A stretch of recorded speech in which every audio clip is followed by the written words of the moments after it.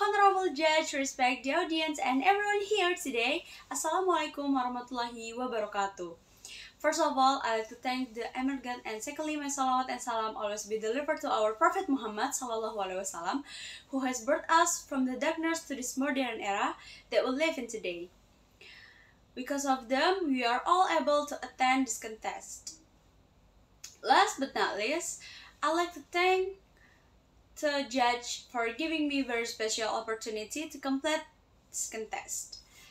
Hello, ladies and gentlemen, I'm Salwa khairunnazwa from Islamic University State Raden Intan Lampung, standing here. Before you are all to deliver my speech, I hope you all are feeling as amazing as I'm right now. To be honest, I'm a little nervous, but I'm not here to tell you about what I'm feeling instead. I will tell you about a certain book that I have read that has changed my whole perspective on something. In other words, this book saved my life. Before we start, I'd like to ask one question. Have you ever had this feeling when you see a book sitting on a bookshelf in the bookstore, and the moment you see the cover and read the synopsis, you just know you are going to love it? Well, I have. A book entitled Girl in Pieces by an honorable and well-known writer, Kathleen Gesco. You see, this book not just about pain and struggle and how to survive, but the writer has written an amazing sentence of words and combination of sentence with very struggling language that make this book more compelling than other in the genre. Girl in Pieces tells about a girl named Charlie who self-harms because she thinks it's good enough to just start cutting herself from the arms and the legs and more parts of her body. Then in the end, she found remedy along the way to heal. She realized that she deserved to be loved just like everybody else.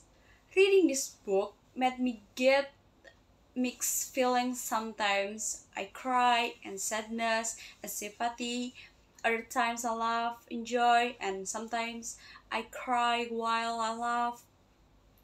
Ladies and gentlemen, I like to tell you that I self-harming, not in the physical harming way, but more like emotional hurting. There are sometimes when I will feel sad and ugly, alone and depressed, but then I think I myself. I remember all the pain, all the struggle that Charlie had to go through, but at the end she found a way to help. So think I deserve love, I deserve happiness, and if I want to be loved by other people around me, then I need to start loving and accepting myself with this body that I'm in. Reading Girl and Beast has saved my life by making me realize that it's wrong to harm myself and that I need to stop.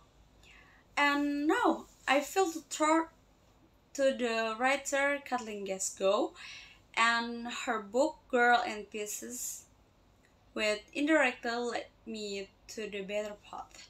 Ladies and gentlemen, there are many facts telling us there are a lot of people are addicted to self-harming, but this book, I assure you, will be to save those people as it had to me.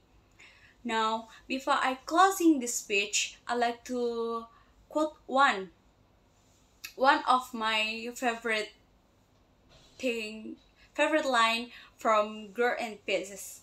I'm tired and angry at me for letting myself get smaller and smaller in the more that someone will notice me. But how can someone notice you if you keep getting smaller one more things while you are or it?